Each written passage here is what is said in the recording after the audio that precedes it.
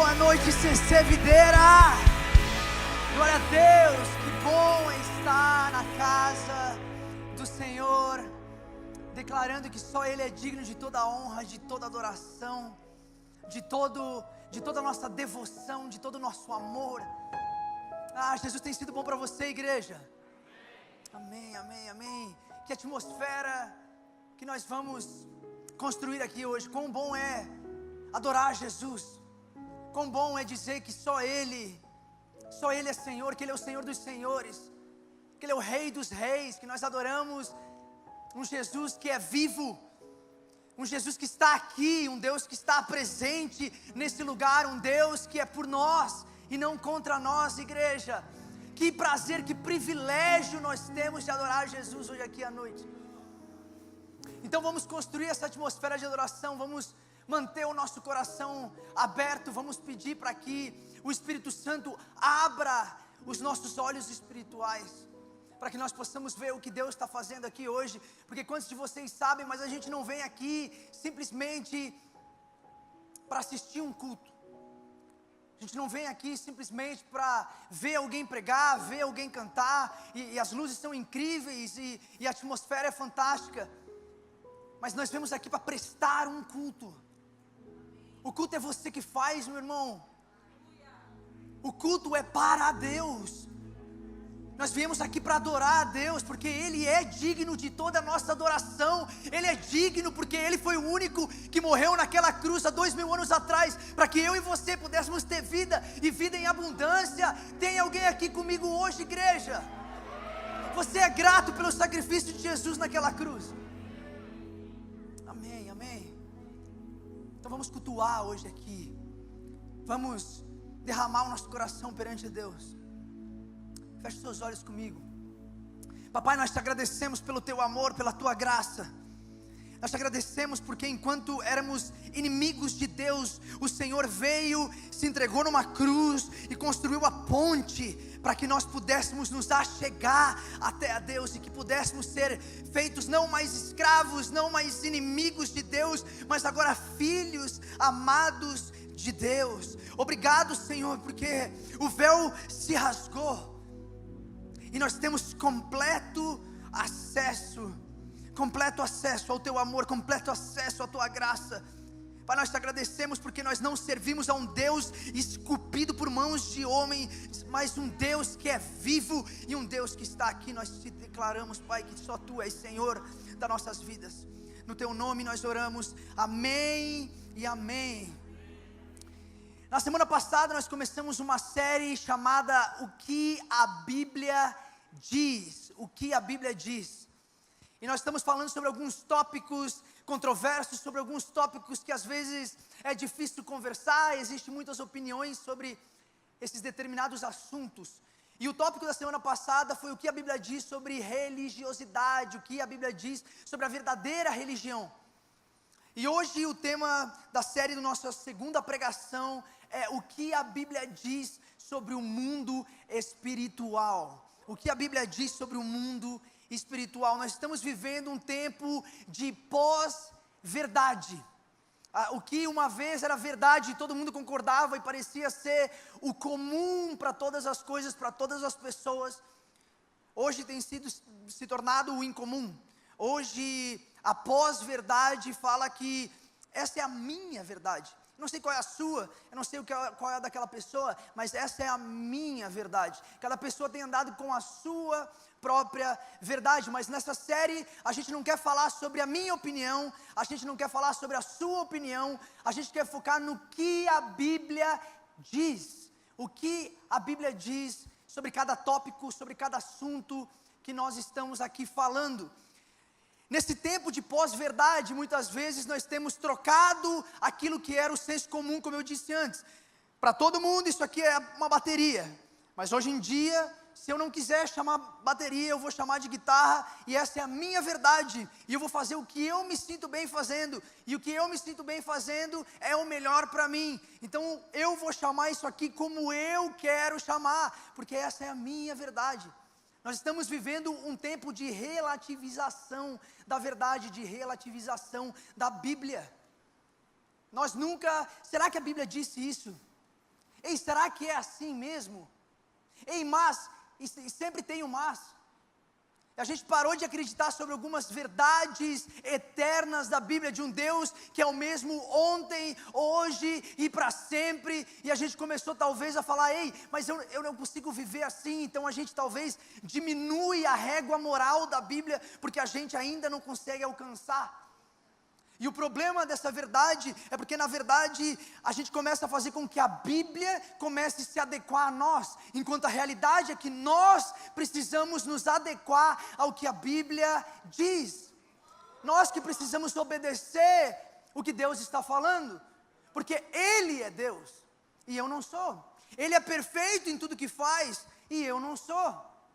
Então nós precisamos acreditar primeiro no que Deus está falando e começarmos a ser guiados pela sua voz, começarmos a ser guiados pelo que Ele está falando, e nisso começar a viver uma vida de obediência em tudo que nós fizermos, porque a Bíblia, ela é a história dos nossos antepassados, daqueles que vieram antes de nós, é a história de Deus com o seu povo.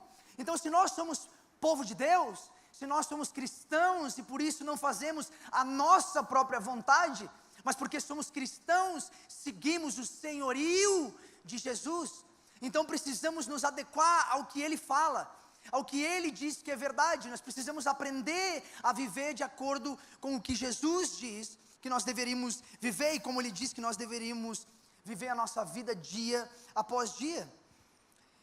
Então nós temos que esquecer desses mais e começar a ser fiel ao que a palavra de Deus nos diz. E hoje, com esse tema, o que a Bíblia diz sobre o mundo espiritual, eu quero te fazer algumas perguntas. Você crê no mundo espiritual? Você crê? Qual é a sua percepção sobre anjos, sobre demônios, sobre céu, sobre inferno? Você tem estado no lado do ceticismo? Algumas pessoas hoje têm vivido uma vida de ceticismo, que tudo que existe é o que está aqui. Tudo que existe é o que eu posso tocar, é o que eu posso ver. Tudo que existe é matéria, é tempo, é espaço, é energia. Mas não existe nada a mais, não existe nada além.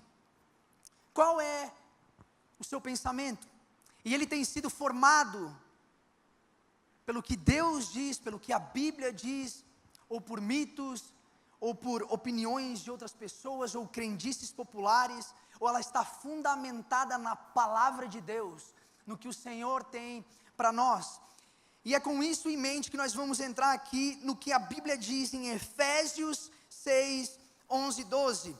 A Bíblia diz assim: vistam toda a armadura de Deus, para poderem ficar firmes contra as ciladas do diabo, pois a nossa luta não é contra seres humanos, mas contra os poderes e autoridades, contra os dominadores deste mundo de trevas, contra as forças espirituais do mal nas regiões celestiais. Então, como você tem lutado as suas lutas? Como você tem vivido no seu dia a dia? Como você tem lutado as batalhas, as circunstâncias, os problemas que têm se apresentado para você no seu dia a dia? Você tem usado talvez armas humanas, talvez a força do seu próprio braço, ou você tem confiado no que Jesus diz, no que a palavra diz, e assim lutando lutas que são espirituais com as armas corretas? O primeiro ponto dessa palavra é: a Bíblia diz que o mundo espiritual é real. Como eu disse, parece que às vezes a artimanha do diabo hoje é usar um ceticismo, para que a gente não creia que tem algo além do que os olhos podem ver, que existe uma guerra espiritual acontecendo, e eu e você às vezes nos sentimos céticos. Nós acreditamos, não, mas aquilo ali é só um problema criado por mãos humanas, é só uma circunstância adversa. Mas não, às vezes tem algo espiritual acontecendo que a olho nu nós não conseguimos ver, e por isso precisamos buscar discernimento espiritual. Por isso precisamos orar para que o Espírito Santo abra os nossos olhos espirituais, para que nós possamos ver o que está acontecendo nas hostes celestiais. Nós precisamos desmistificar algumas coisas, mas nós precisamos sim acreditar que o mundo espiritual é real. E por que nós devemos acreditar nisso? porque Jesus acreditava nisso. E como eu disse antes, Jesus é o nosso mestre, Ele é o nosso professor. Então, se ele vivia de tal maneira, na qual ele acreditava que existiam potestades, que existiam demônios, que existiam entidades que estavam afetando esse mundo para a destruição, trazendo o reino das trevas, eu e você precisamos acreditar no que Jesus dizia e como ele vivia a sua vida. E Jesus, ele vem e ele começa a destruir as potestades, ele começa a destruir o reino das trevas, ele começa a construir o que ele chama que o reino de Deus está à porta, o reino de Deus é chegado, o reino de Deus veio aqui para transformar, porque Jesus acreditava que nós vivíamos em sofrimento e em dor, porque vivíamos debaixo desse jugo de escravidão, do pecado, do engano, das mentiras de Satanás sobre nós mesmos e sobre o próximo. E isso causava desavença, destruição, lutas, guerras, falta de paz.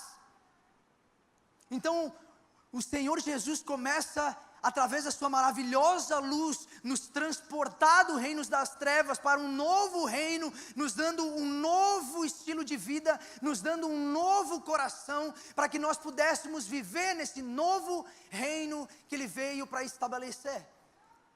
Ele veio para nos tirar de um reino de trevas e nos transportar para o reino da sua maravilhosa luz. Outras pessoas nos dias de hoje têm vivido não no ceticismo, mas em um misticismo. Nós acreditamos talvez aí em signos, em cartomantes, em leitura de mão, em pensamento positivo. Tem tantos cursos, tantos gurus, tantas oportunidades de se conectar com alguma coisa que na verdade é muitas vezes desincorporada, que não tem um nome, que não é anjo, que não é demônio, mas é uma energia. É uma vibe interessante. Mas não tem nome, é desincorporado, não é anjo, não é demônio, não é nada, é só uma energia. Mas mais do que isso, isso mostra que o coração humano tem uma tendência a querer encontrar algo que seja espiritual. Parece que há algo dentro de nós, um vazio, que faz com que nós... Eita, espírito da gagueira! Essa daí eu copiei do Samuel Wagner, que ele fez isso umas semanas atrás. Ó. Mas às vezes a gente esquece de que existe esse mundo espiritual, mas lá no fundo existe um buraco dentro de nós, que quer se conectar com algo além, que quer se conectar com o sagrado, que quer se conectar com o espiritual, que entende que nós não somos só corpo e carne, mas que somos alma e espírito. E por isso precisamos nos conectar com algo maior. E infelizmente às vezes vamos buscar isso em coisas que não são verdades, mas que talvez até abram brechas, para que a gente comece a nos abrir para coisas que não são saudáveis, para as coisas que não vão te levar a lugar nenhum, para coisas que não são o que Deus tem para você. Na busca de encontrar alguma coisa, na busca de se conectar com algo maior. Às vezes esquecemos que a única coisa que pode nos conectar com algo maior é Jesus, pagando um preço naquela cruz para que eu e você pudéssemos caminhar com Deus. Ele já pagou o preço, é nele que você acha quem você precisa, o que você precisa. Não tente buscar em alguém, não tente buscar em outras energias. O que você só pode encontrar em Jesus, meu amigo. O que você só pode encontrar em Jesus. Tem coisas que só encontramos em Jesus. E a Bíblia diz no Antigo Testamento que existiam reinos que lutavam contra Israel. E esses reinos, eles não tinham simplesmente reis poderosos, mas esses reis, eles eram marionetes de entidades espirituais. Eles representavam coisas que não eram de Deus, a Babilônia. Ou por exemplo a Torre de Babel. Eram espíritos que estavam tentando fazer com que o ser humano achasse que era maior do que realmente era.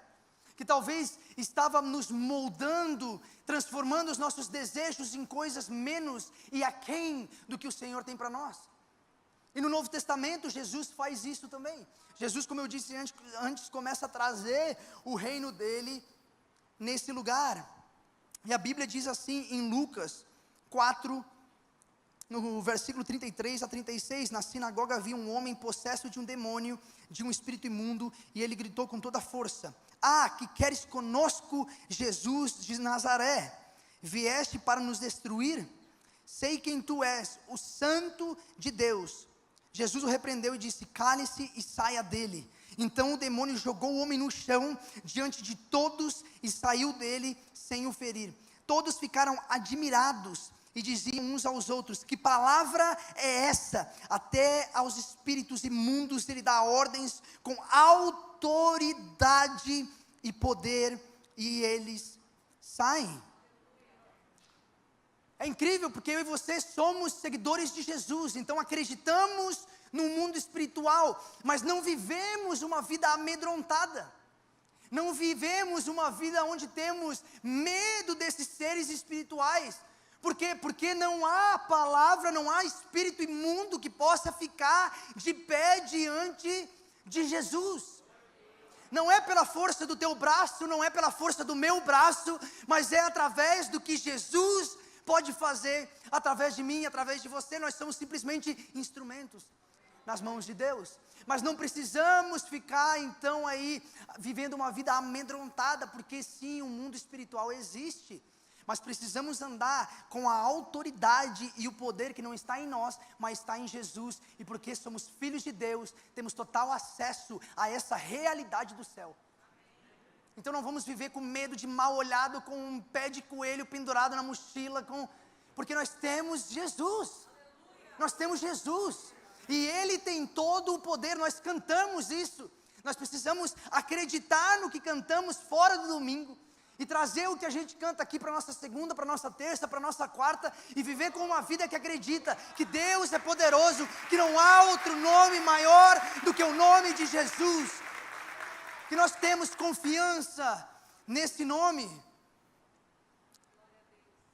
Demônios, eles são anjos caídos, que se rebelaram contra Deus, mas que foram expulsos do céu, que foram jogados do céu, e uma terça parte acreditou em Lúcifer e foi com ele, mas isso significa que existe outras duas partes que estão conosco, e a Bíblia também fala de anjos que acampam ao nosso redor, nos protegendo, que anjos são mensageiros de Deus. Existem anjos acampando ao seu redor, te protegendo. Vamos viver na realidade do que a palavra diz. Você não precisa temer, mas andar na autoridade de Deus, com o poder de Deus na sua frente, acreditando que Ele está cuidando de você, que Ele manda anjos para cuidar de você. Então a gente não pode negar que existe esse mundo espiritual, mas também não vamos viver amedrontado por isso, mas sim com a nossa fé em Jesus. O ponto 2, a Bíblia diz como devemos nos posicionar. O mundo espiritual é real, mas nós precisamos estar alertas e vigilantes, e a Bíblia diz em 1 Pedro, no capítulo 5, estejam alertas e vigiem. O diabo, o inimigo de vocês, anda ao redor como leão, rugindo e procurando a quem possa devorar. Ei, às vezes o problema do crente, às vezes o problema do cristão, não é falta de oração, mas é falta de vigiar. É falta de vigiar, meu amigo. Às vezes a gente cai naquela coisa boba. Eu lembro que algumas semanas atrás o pastor Costa falou que é na coisa boba que a gente tropeça. Sabe aquela coisa que você diz assim, ó, não é nada demais. Ei, é só um filme. Ei, é só um namoro. Ei, é só um contrato ilícito, mas é só um, eu nunca mais vou fazer isso. Todo mundo faz mesmo. A gente precisa cuidar, vigiar, porque a gente talvez esteja fazendo concessões, que quando a gente perceber, a gente vai ser tarde demais. Ninguém que está lá no fundo do poço tinha certeza que acabaria lá e por isso tomou as decisões que tomou. Mas quando você toma tais decisões que podem te levar à destruição, quando você percebe é tarde demais, você está no fundo do poço. E você nem percebeu porque é falta de vigiar. Às vezes você fala, mas eu oro, mas eu vou na igreja. Por que isso aconteceu comigo? Por que eu acabei dessa maneira? Porque você não vigiou, meu amigo. Abra seus olhos espirituais, ore por discernimento de Deus, para você viver a sua vida, para como você vai educar os seus filhos, para com quem você vai andar, quem que você vai trazer para dentro da sua casa, quem você vai contratar na tua empresa. Nem toda boa ideia é uma Deus ideia, nem toda boa oportunidade é uma oportunidade de Deus. Peça discernimento espiritual para viver. Porque Jesus ele falava assim, ó, eu só faço o que eu vejo meu pai fazer. Eu só faço o que o meu pai me mandou fazer. E daí Jesus vive uma vida cheia de abundância. Jesus vive uma vida cheia de paz. Porque ele não está tomando as decisões por ele mesmo, mas ele ia para o secreto. Ele dobrava os joelhos. E ele sondava as vontades do Pai para a sua vida. Ele não vivia da sua maneira. Ele não vivia com a sua vontade sendo feita. Ele não quis por usurpação ser igual a Deus, mas tomou o caminho de servo. Jesus orava, gente. Jesus jejuava. Como que a gente tem vivido a nossa vida espiritual? Será que a gente acha que consegue sozinho, na força do nosso braço? Ou será que a gente está lutando da maneira correta? Será que a gente está vigiando? Então olha para quem está do teu lado e fala assim, ó, vigia, varão. Vigia, varão. Ou vigia, varoa, se você é uma mulher. Outra coisa que a gente precisa tomar cuidado é se afastar do mal. Afastem-se de toda forma de mal. 1 Tessalonicenses diz assim, no capítulo 5, alguma outra versão fala para fugir da aparência do mal. Tem coisas que são descrachadas, mas talvez tem coisas que não são tão fáceis, e por isso que a gente precisa de discernimento. Mas tem coisas que de longe você consegue ver que não vai dar bom, que Deus não está nisso. E aí você começa a falar, não, mas não tem nada demais. Não tem nada demais que Davi, por falta de discernimento, estava no lugar errado, na hora errada, e isso foi o que quase causou a ruína dos planos de Deus para a vida dele. Ele estava no lugar errado, fazendo a coisa errada, porque não teve discernimento, porque não vigiou, porque não tomou cuidado de fugir da aparência do mal, de estar cercado por pessoas que podiam ajudar ele a colocar o seu pensamento nas coisas que são do alto. Então qual é o filme que você está vendo, com quem você tem andado, quais as conversas que você tem tido? CC Videira, será que a gente vai ser uma igreja onde, quando a fofoca chega em nós, ela acaba ali? Será que nós vamos ser uma igreja de quando as palavras ruins chegam até nós, a gente vai preferir dar palavras de bênção em vez de palavras de maldição? Será que a gente vai escolher abençoar em vez de falar mal? Será que a gente vai escolher amar o próximo, amar o nosso inimigo? Que tipo de igreja nós vamos ser? Que tipo de cristão que eu e você estamos nos tornando? Será que a gente está abrindo brecha para o inimigo nas nossas palavras? Será que a gente está abrindo espaço para que ideias, pensamentos, coisas que não vêm do céu, mas coisas que vêm do inimigo possam tomar conta e posse do nosso coração, nos levando a servir o reino que não é o reino de Deus? Será que a nossa boca está sendo usada como instrumento de Deus? Será que a nossa vida, as nossas ações, está sendo usado como instrumento de Deus? Porque nós sempre pregamos que nós não somos o que fazemos. Nós somos quem Deus diz que nós somos, através do seu Filho, através do sacrifício de Jesus. E isso é verdade. Mas ao mesmo tempo, a minha e a sua vida é um amontoado das decisões diárias que nós tomamos. Quem você é um resultado das coisas que você faz no seu dia a dia. É um resultado dos seus hábitos. O que você faz algo a você. O que você faz te forma. Então será que a gente está sendo formado por Deus, ou por decisões menores e aquém de Deus? Será que nós estamos sendo formados pela opinião do outro, pelo filme, pelo que a notícia diz, pelo que a palavra de outra pessoa está dizendo a nosso respeito? Ou estamos olhando para a Bíblia e mergulhando na palavra e renovando a nossa mente? Paulo diz, tudo que for bom, tudo que for puro, tudo que for santo, Coloque o seu pensamento nessas coisas e comece a deixar a sua vida, a sua mente ser transformada pelas coisas do alto. Como nós estamos vivendo, no que nós estamos pensando. Onde estão os seus pensamentos? Porque eu creio que muito pecado, ele começa no nosso pensamento, e aí ele desce para o nosso coração, e ele faz morada no nosso coração, até que ele se transforme numa ação. Mas se nós começarmos a deixar com que a palavra de Deus renove o nosso pensamento, aí podemos começar a colocar a nossa mente nas coisas do alto, e isso não vai terminar em pecado, porque a nossa mente está sendo transformada dia após dia. Então talvez você tenha corrido atrás aí de signo para tentar saber qual é o seu ascendente, ou um guru da internet, ou pensamentos incríveis de como ser uma pessoa transformada em 3 passos. Mas deixa eu te dizer uma coisa, meu amigo, Jesus é suficiente. Jesus é suficiente. O que você não vai encontrar em lugar nenhum, vai ser encontrado em Jesus. Jesus é o autor e consumador da nossa fé. Tudo que nós precisamos está em Jesus. Tudo que nós precisamos está em Jesus, meu amigo. O prêmio é Jesus. Ele é suficiente, Ele é o único caminho para o Pai, Ele é o único que leva para uma espiritualidade saudável, é o único que leva a uma vida espiritual verdadeira, completa. Nós precisamos ter uma vida encontrada nele a todos os tempos. E se talvez o que tem te levado a buscar essa informação em outro lugar,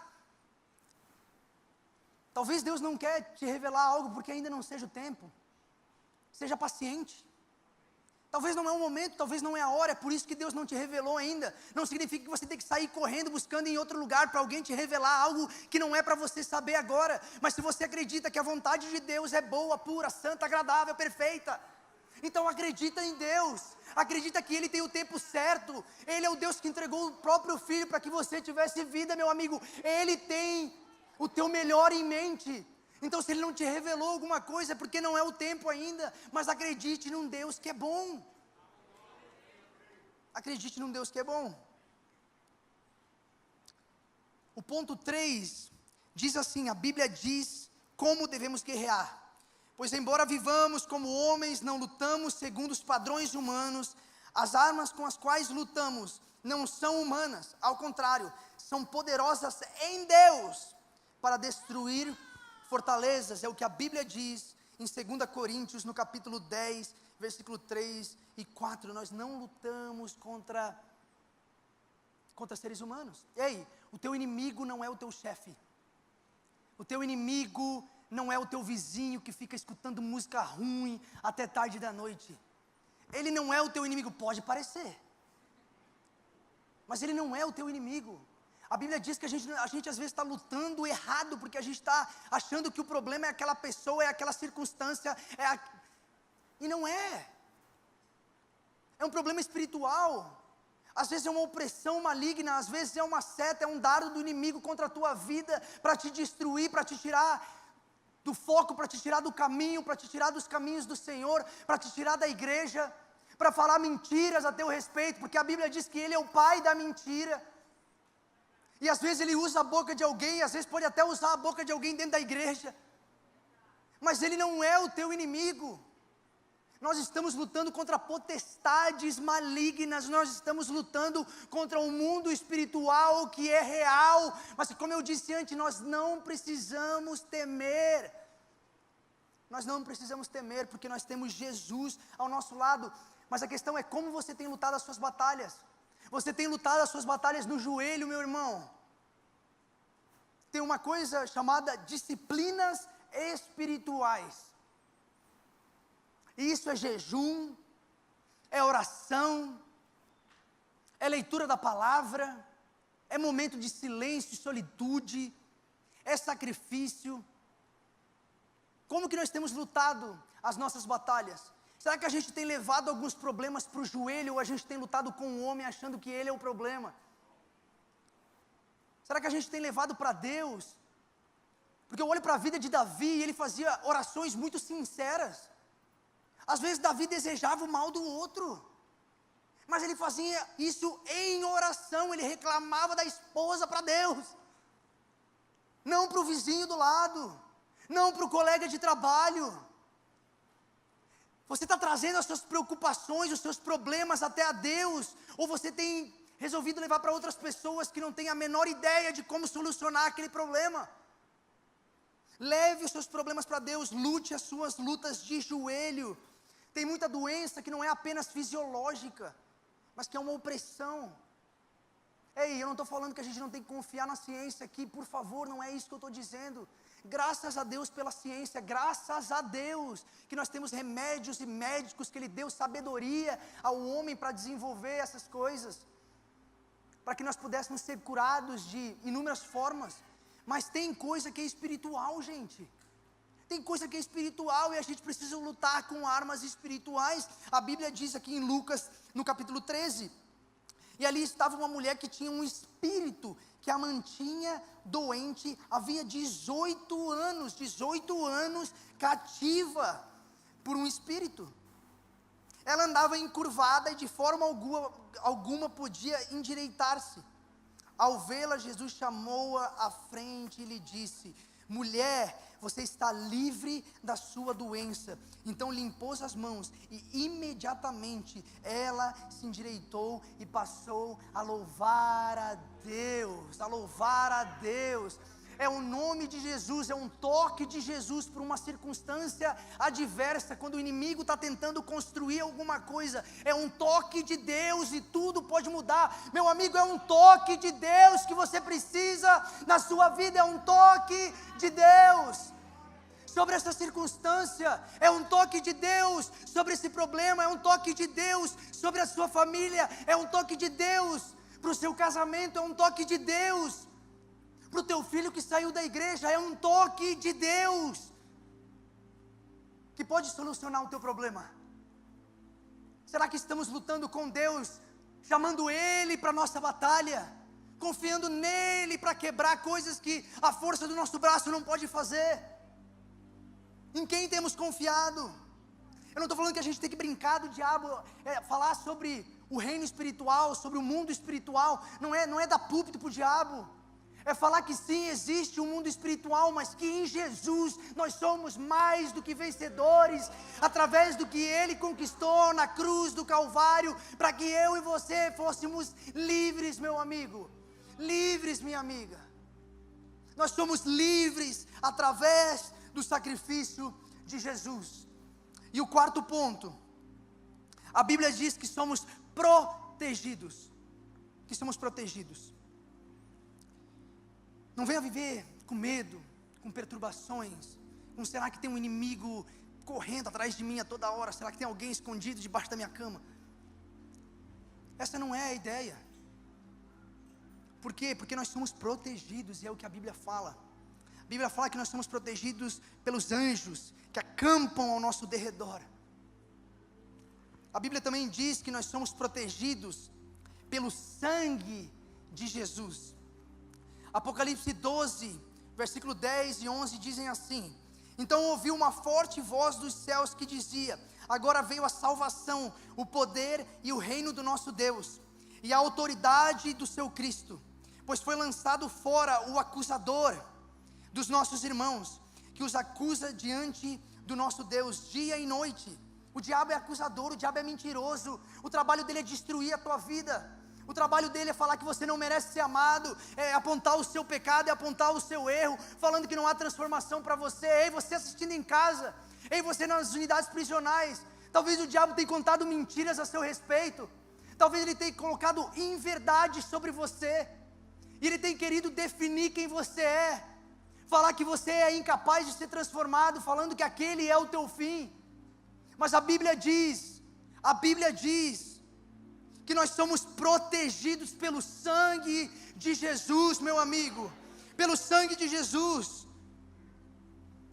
Eles o venceram pelo sangue do Cordeiro e pela palavra do testemunho que deram diante da morte, não amaram a própria vida.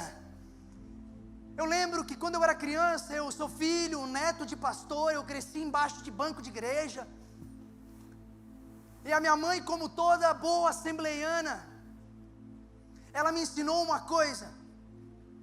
Ela falava: Natan, se um dia você tiver medo, se um dia você estiver amedrontado, se você tiver medo do escuro, se eu era apenas uma criança, se você vê um vulto, se você sentir alguma opressão, se você estiver desconfortável, clame pelo sangue de Jesus. Clame, o sangue de Jesus tem poder. Clame pelo sangue daquele que morreu no Calvário. Clame pelo sangue. Contra todo problema, contra todo medo, contra toda potestade, clame pelo sangue. Porque há poder no sangue de Jesus. E a gente cantava aquele hino: há poder, sim, força e vigor no teu sangue, no teu nome. Há poder, meu amigo, sobre toda circunstância. Há problema que você está enfrentando, que você tem que declarar o nome de Jesus, que você precisa declarar o sangue de Jesus sobre a sua vida, sobre a vida da sua família, porque você está protegido pelo sangue de Jesus, que verteu no Calvário, dizendo que você é mais do que vencedor em Cristo Jesus. Não na sua própria força, não no seu poder, não na sua vontade, mas no nome e no sangue de Jesus. Nós somos protegidos pela nossa fé. E a Bíblia diz em Efésios, além disso, usem o escudo da fé, com o qual vocês poderão apagar todas as setas inflamadas do maligno. O maligno está lançando setas contra você, contra a sua família, mas nós estamos lavados no sangue do Cordeiro e precisamos viver com essa fé. Talvez essas setas querem destruir o teu casamento, talvez essas setas querem te afastar dos caminhos do Senhor, mas declare o sangue sobre a sua vida, declare o nome de Jesus sobre toda circunstância. Use a sua fé, meu irmão, como escudo para tudo que o inimigo está tentando fazer contra você, contra a sua família, contra a sua casa, contra a sua empresa. Use o escudo da fé, e nós somos protegidos pelo nome de Jesus. Lucas 10 diz assim: os 72 voltaram alegres e disseram: Senhor, até os demônios se submetem a nós, em teu nome. Não era pela força dos discípulos, não era pela força dos apóstolos, mas não era por nada que eles podiam fazer, e sim pelo nome que estava na boca deles. Era o nome que declarava que tinha poder de mudar toda a situação. Era sobre aquele nome que nenhum demônio, que nenhuma potestade podia ficar de pé. Era o nome de Jesus. É sobre esse nome que o inferno treme, meu irmão. É sobre esse nome que nada pode ficar de pé. Não há barreira, não há inferno, não há demônio que fique de pé diante do nome de Jesus. É esse nome que nós adoramos, é esse nome que nós declaramos, é esse nome que nós colocamos no lugar mais alto, porque Ele é merecedor de toda a nossa adoração. E o melhor disso tudo é quando nós olhamos para o final da Bíblia e nós entendemos que sim, existe um mundo espiritual, que sim, existe um diabo, um devorador rugindo contra nós. Mas adivinha o que? Existe o leão da tribo de Judá rugindo mais alto, e ele tem todo o poder, toda a autoridade foi dada a Jesus. Toda a autoridade está debaixo do nome, debaixo dos pés de Jesus, que destruiu toda a inimizade que nós tínhamos com Deus e nos deu vida em abundância. A vitória, meu amigo, quando nós chegamos nos capítulos de Apocalipse, eles falam que a vitória já é nossa. Eles falam que o diabo e seus anjos, eles têm um lugar de destino eterno, mas que eu e você somos convidados a passar a eternidade como vencedores com o Pai eternamente. Essa é a verdade na qual nós precisamos viver. Eu peço para que vocês coloquem de pé comigo, igreja. Não há nada que fique de pé sobre o nome de Jesus. Ele acalma a tempestade, Ele expulsa demônio, Ele transforma vidas. O mundo espiritual é real, mas mais real é o nome de Jesus. Mais real é o nome de Jesus. Há poder nesse nome, igreja.